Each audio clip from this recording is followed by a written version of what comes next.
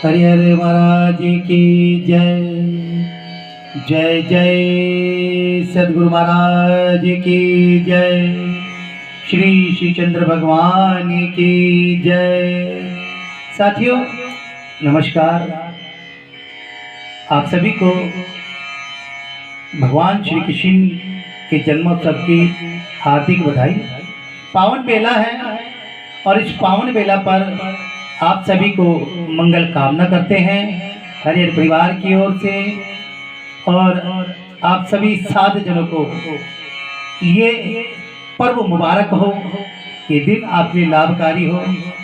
इन्हीं शब्दों के साथ आज हम फिर एक बार जन्माष्टमी के दिन कुछ भगवान जी की लीलाओं का, कथाओं का सार लेकर के आए हैं, और वो कुछ फरमाइश भी है, कुछ हमारी प्रार्थना भी है और कुछ हमारा नियम भी है।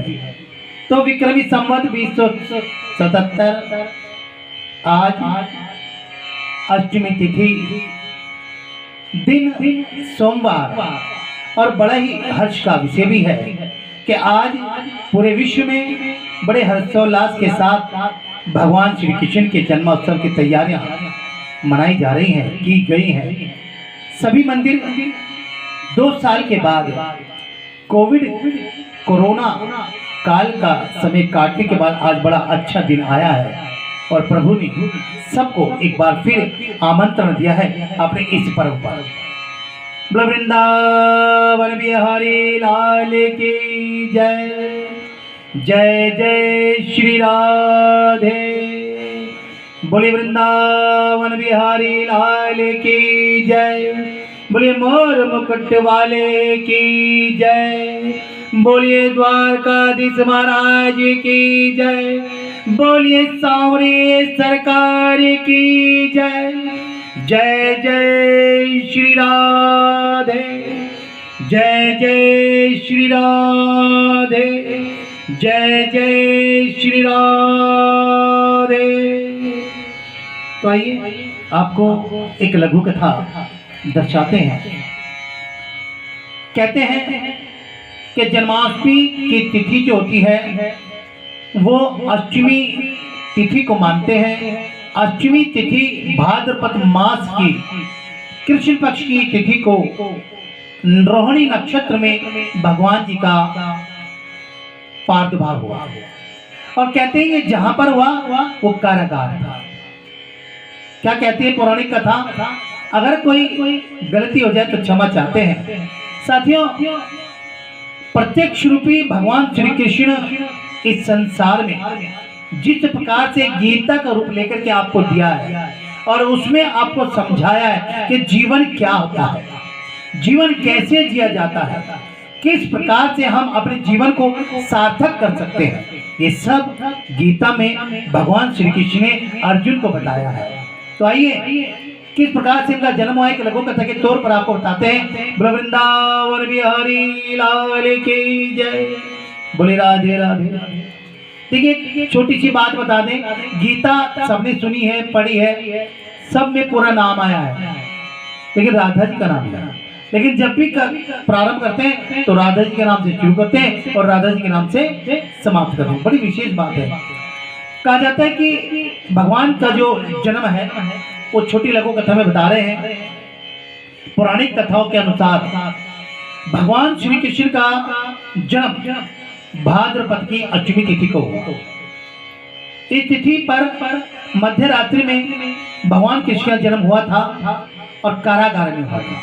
कारागार मतलब जेल के अंदर, सलाखों के पीछे जिसे हम लोग कहते हैं, लेकिन उसमें कारागार कहा जाता है। श्री कृष्ण का जन्म मथुरा की जेल में हुआ, और भगवान कृष्ण का जेल से गोकुल किस प्रकार से गए, कैसे गए, ये देखिए बड़े विशेष बात है, बड़े चमत्कार की बात है कि जिस प्रकार से द्वापर युग में मथुरा के राजा अग्रसेन का राज था, कंस उनका पुत्र, और वह बहुत अत्याचारी था। उसने अपने पिता को सिंहासन से उतार कर स्वयं सिंहासन संभाल लिया था। कंस ने अपने पिता को भी कारागार में डाल दिया। कंस की बहन का विवाह वासुदेव से हुआ था। कंस ने अपनी बहन का विवाह धूमधाम से किया और जब बहन को विदा करने का समय आया तो कंस देवकी और वासुदेव को रथ में बिठाकर स्वयं ही रथ चलाने लगा और तभी आकाशवाणी हुई। देखिए, एक आकाशवाणी हुई और उस आकाशवाणी में क्या बताया है, बड़ी ध्यान से सुनने वाली बात है।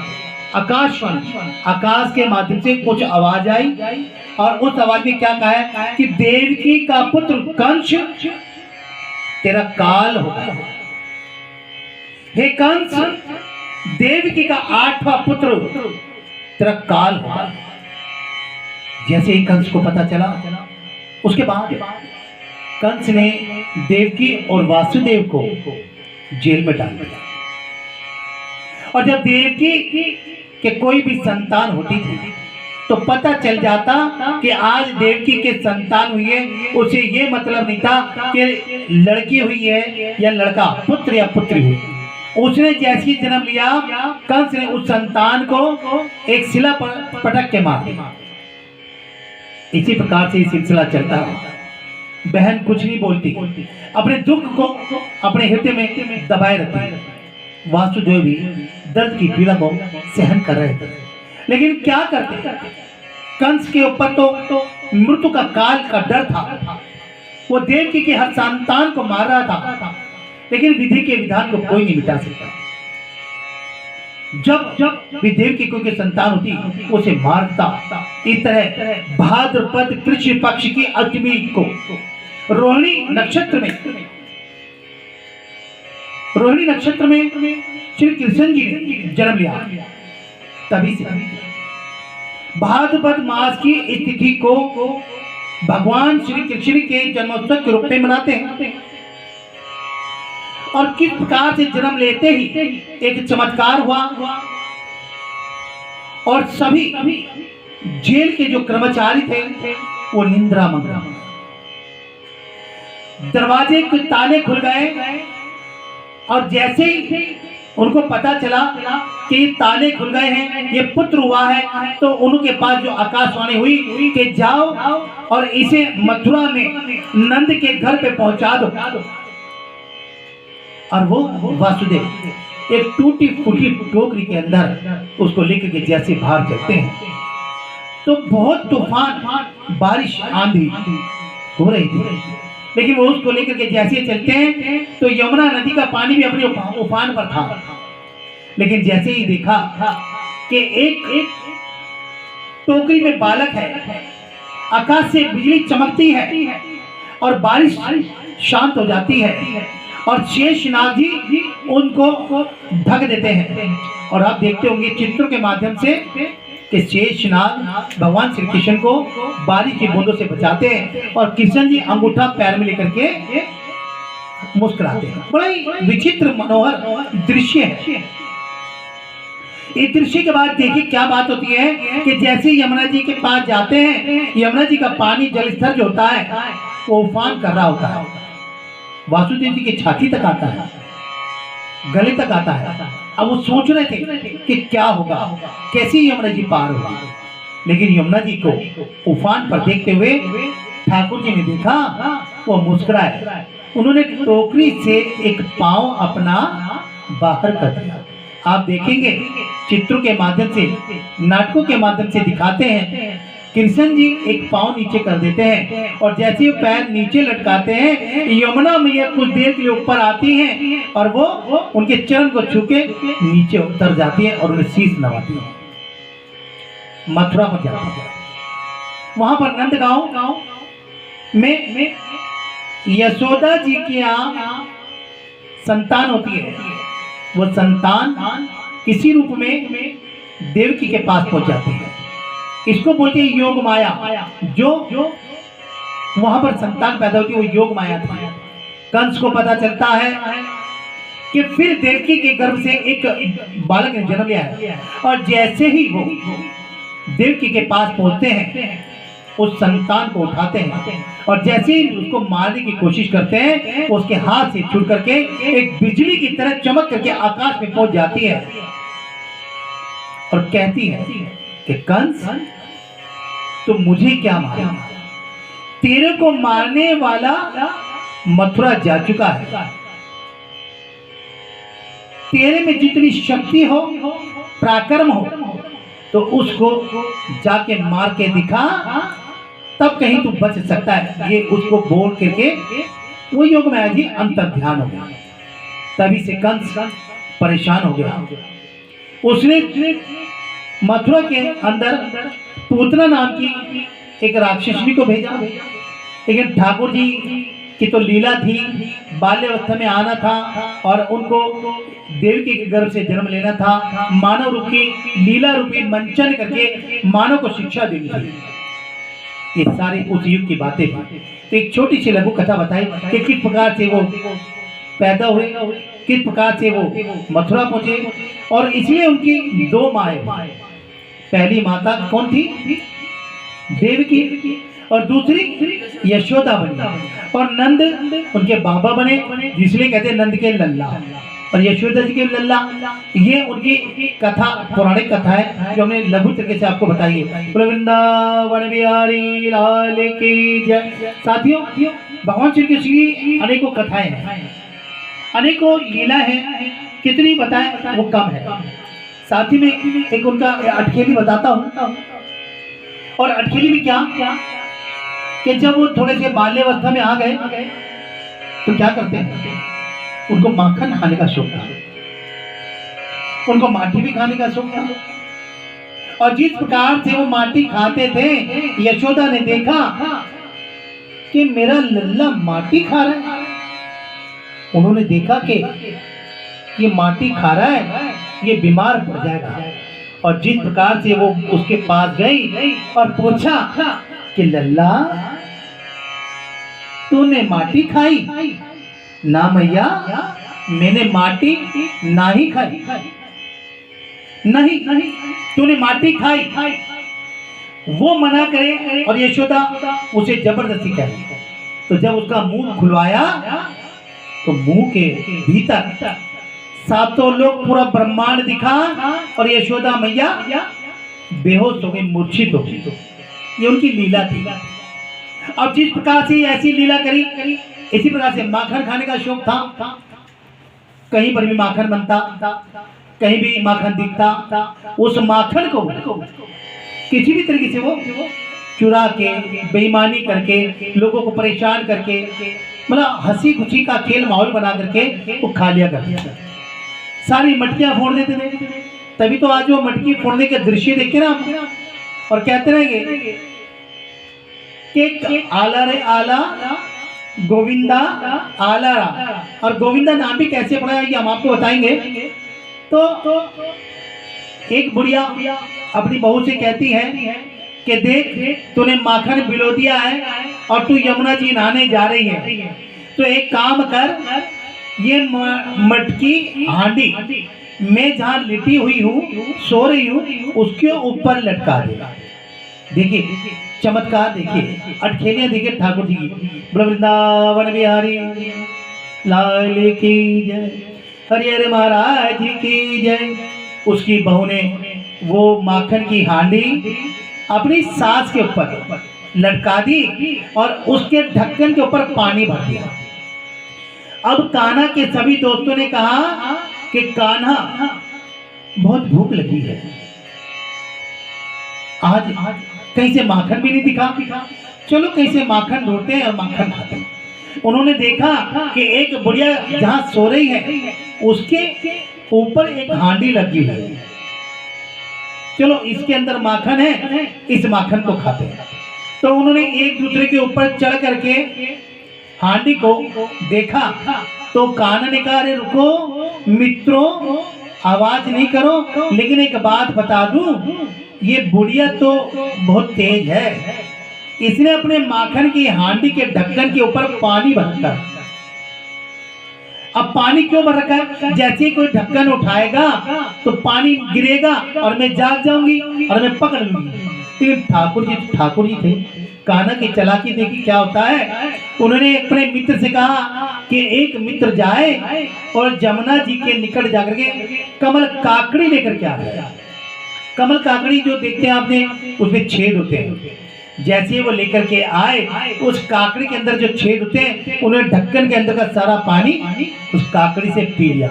आज भी कमल ककड़ी का नाम होता है, वो यही एक कारण है कि उसमें छेद है, और वो ठाकुर जी की वजह है कि आज कमल ककड़ी आप सब लोग खाते भी होंगे। वो कमल ककड़ी खाने के बाद, पानी पीने के बाद दे दी, और आराम से ढक्कन उठाया और सबने माखन खा लिया। और जब माखन खा लिया और जब जाने लगे तो कहने कुछ आनंद नहीं आया। वो कहने क्यों? कहने बुढ़िया को तो पता नहीं चला कि मैंने माखन खाया। तो पता कैसे चलेगा कि कान्हा जी ने माखन चुराया है? कहले कान्हा, अगर बुढ़िया माई उठ गई तो यशोदा मैया के पास, नंद बाबा के पास शिकायत पहुंच जाएगी, और फिर छड़ी से हमारी पिटाई हो जाएगी। नहीं, संसार में अगर मैंने कुछ रचा है, कुछ करना है, सीख देनी है, उसका अर्थ बताता था। देखिए क्या करा, उन्होंने हांडी फोड़ी जोर से, बुढ़िया जाग गई और क्या कहते हैं कि हे बुढ़िया, ये माखन मैंने खाया है और मेरी गलती नहीं। देखिए क्या कह रहे हैं, अभी भी अपनी गलती नहीं बता रहे। गलती किसकी बता रहे हैं? बुढ़िया की, कि तूने तो अपनी होशियारी दिखाई, लेकिन वो होशियारी भी बेकार गई। क्यों? कहते हैं संसार में जो सोवत है तो खोवत है, और जो जागत है तो पावत है। कि हे बुढ़िया माई, तूने चालाकी तो करी, लेकिन चालाकी करने के बाद सो गई, तो ये भूल गई कि तेरे से भी ज्यादा कोई चालाक हो सकता है। तो इसलिए उसने इस बात को जो दर्शाया, सिर्फ यही था कि इस संसार में अगर आप सो रहे हो तो अपने जीवन का बहुमूल्य समय खो रहे हो। इसलिए कहा कि जो सोवत है तो खोवत है, और जो जागत है तो पावत है। ऐसी अनेकों लीलाएं हैं ठाकुर जी की। साथ ही एक और कथा हम आपको बता देते हैं। बोलो वृंदावन बिहारी लाल की जय। सभी ने व्रत रख रखा होगा, सभी ने पूजन का करा होगा। अभी मध्य रात्रि में जब जन्म होगा तो आरती होगी, आरती के बाद सबको भोग भी मिलेगा। एक बार एक संत से एक भक्त ने पूछा कि हम ठाकुर जी के आगे भोग रखते हैं, लेकिन भोग कम नहीं होता।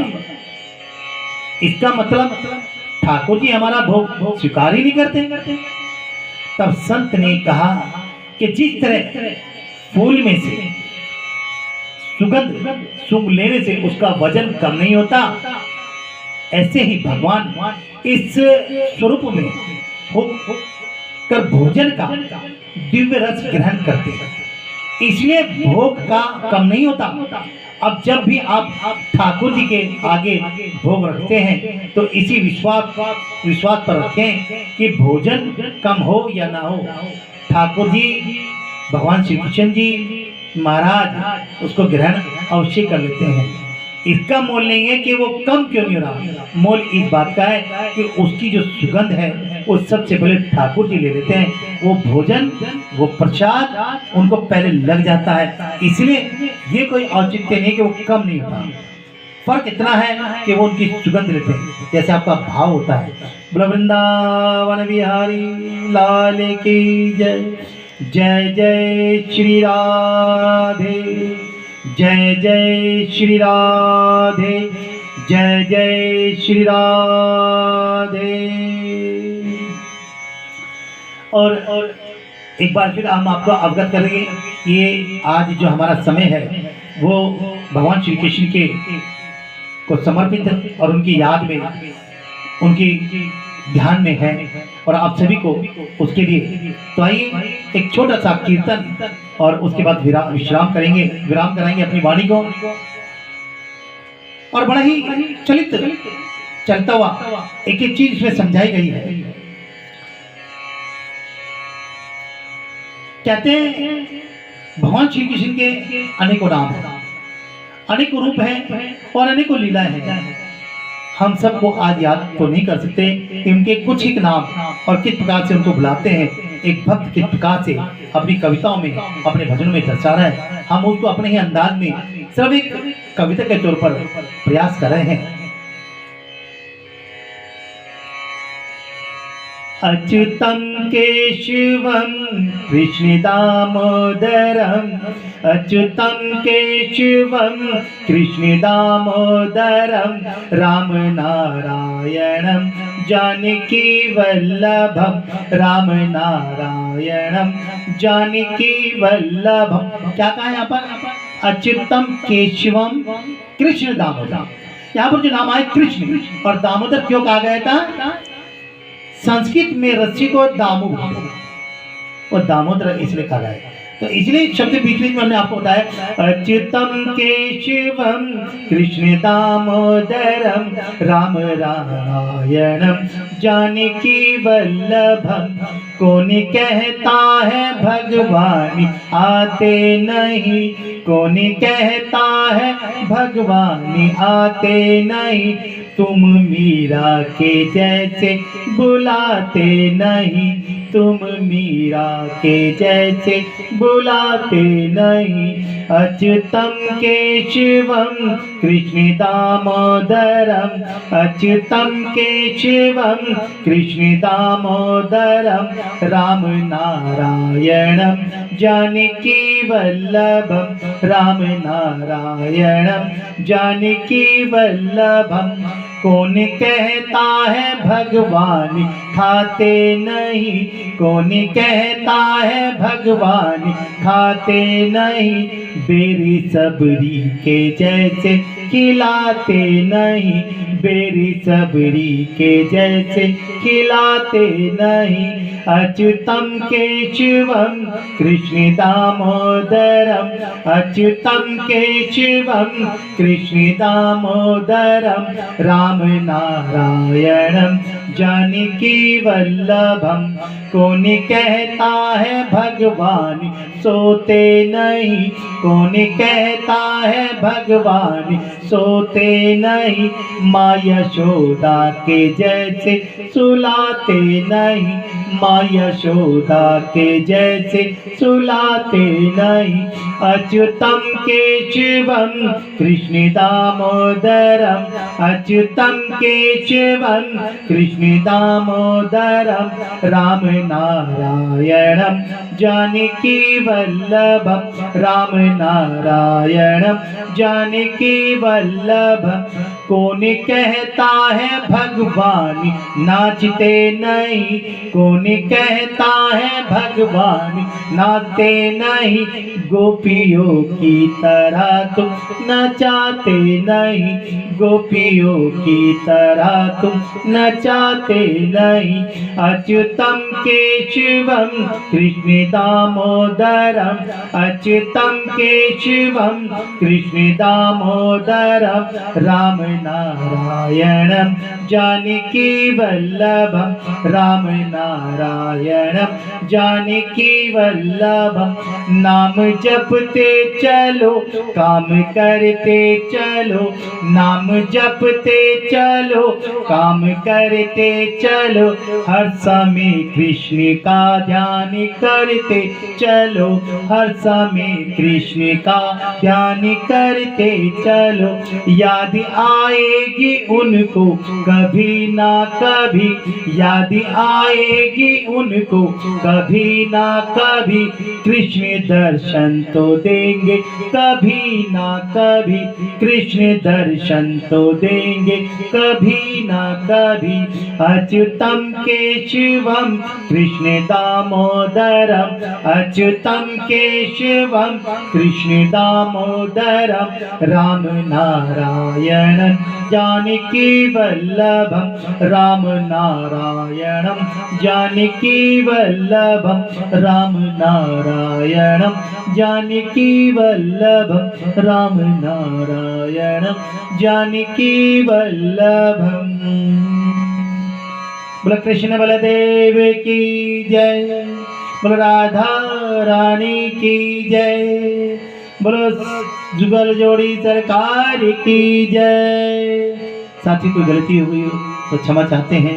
कि आप सभी YouTube परिवार के लिए मेरे अपने सभी फेसबुक परिवार के लिए ये छोटा सा कीर्तन, छोटा सा भजन, छोटी सी लघु कथा लोगों के कहने पर आज हमारी एक संतनी जो हमारा YouTube चैनल देखती है उसके विशेष आग्रह पर हमने ये छोटी सी कथा रखी है। और ये कथा उसके ज्ञान ध्यान को समर्पित है जिस प्रकार से वो ठाकुर जी की सेवा करती है। आप सभी से मैं प्रार्थना करूंगा कि आज मध्य रात्रि तक भगवान श्री कृष्ण का जाप करते रहें और हो सके तो उनको छोटा से भी अगर एक तुलसी का पत्र भी आप उनको चढ़ाएंगे वो आपका अक्षय होगा, वो समझ लो सबसे बड़ा दान फल प्रसाद होगा।